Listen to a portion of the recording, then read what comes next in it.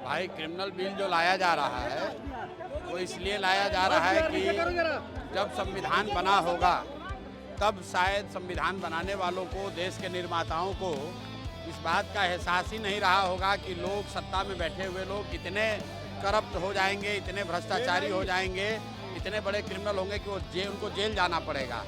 और उससे भी बढ़कर कि वो जेल जाने के बाद भी अपना पद नहीं छोड़ेंगे। तो मुझे लगता है कि जो बिल आ रहा है वो ठीक बिल है कि अगर आप पर कोई इल्ज़ाम है, आपको जेल में जाना पड़ रहा है तो आप जेल से बैठकर सत्ता नहीं चला सकते हैं। तो ये कानून जहाँ तक मैं समझता हूँ ठीक है। देश में मुख्यमंत्री सुरक्षित नहीं है सर, आप बिना सुरक्षा के चलते देश में मुख्यमंत्री सुरक्षित नहीं है। मेरे भाई देखिए, ऐसा है, बहुत लोगों को लगता है कि बिहार में अगर आपको नेतागिरी करनी है तो आपको सुरक्षा लेकर चलना है।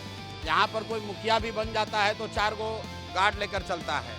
हम पिछले 3 बरस से बिहार में पैदल चले हैं, गाड़ी से चल रहे हैं और इतनी बड़ी व्यवस्था है, लेकिन मैं कोई सुरक्षा लेकर नहीं चलता हूँ, क्योंकि मेरा विश्वास है कि अगर हम समाज के हित की बात कह रहे हैं, लोगों की के जो परेशानी है उसकी बात कर रहे हैं, तो समाज मेरी सुरक्षा में खड़ा है। किसी तरह की सुरक्षा की कोई ज़रूरत नहीं है। सरकार ने, बिहार सरकार ने कहा है कि तेजस्वी यादव ने कहा है कि राजद पार्टी के साथ लैपटॉप पार्टी है। चलिए, कम से कम तेजस्वी यादव ने स्वीकार कर लिया कि ये गुंडों की पार्टी है। बताइए, सभ्य समाज में अगर कोई कह रहा है कि हमारा पार्टी लाठी वाला पार्टी है, तो उनको वो वही बात कह रहे हैं जो समाज राजद के बारे में कहता है। हम लोगों ने पहले कहा है कि राजद लाठी वाला, कट्टा वाला पार्टी है। जब इनकी सरकार थी तो लाठी, कट्टा, बंदूक, अपहरण, रंगदारी यही बिहार की पहचान थी। तो मुझे सत्य इसको बहुत देर छुपाया नहीं जा सकता है। तेजस्वी यादव ने स्वीकार कर लिया है कि ठीक है, हम लोग की पार्टी लाठी और कट्टे वाली पार्टी है। सीएम नीतीश कुमार 7,000 रुपया देने का ऐलान किया बाढ़ पीड़ितों को। मात्र 17 भाई 20 बरस से तो बाढ़ की समस्या से निपटारा कर नहीं पाए। यहीं कोसी में 2008 में जो कटाव हुआ था, आज तक लोग विस्थापित हैं, उनको कुछ राहत नहीं मिली। पूरा सीमांचल में बाढ़ आया हुआ है, पूरा भागलपुर, मुंगेर के गांव कटे हुए हैं। ये हर बार बाढ़ जो है इन लोगों के लिए कमाने का संसाधन है। जल संसाधन विभाग सबसे बड़ा उगाही विभाग है।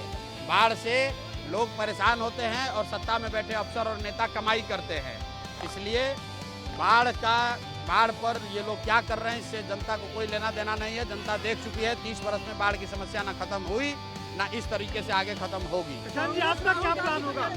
बाढ़ पे आपका क्या प्लान होगा? बाढ़ पर हम लोगों ने कहा है कि जन स्वराज की अगर व्यवस्था बनेगी तो ये जितने Kosi project, Gandak project, Bagmati project चल रहे हैं, इन सब प्रोजेक्ट को बंद करके बिहार में एक प्रोजेक्ट बनेगा जिसमें सारे नदियों का एक बार आकलन करके एक ग्रिड, वाटर ग्रिड बनाया जाएगा, ताकि उत्तर के जिलों में जहां पानी और बाढ़ की समस्या है, यहां से पानी को नीचे ले जाया जा सके, और मध्य के जिले, सेंट्रल बिहार में जहां जल जमाव की समस्या है, उनसे इसको जोड़ा जाए। और फिर नीचे साउथ बिहार में जहां सूखे की समस्या है, जब तक पूरा बिहार में एक ग्रिड नहीं बनेगा, वाटर ग्रिड, तब तक बाढ़ की समस्या खत्म नहीं हो सकती है।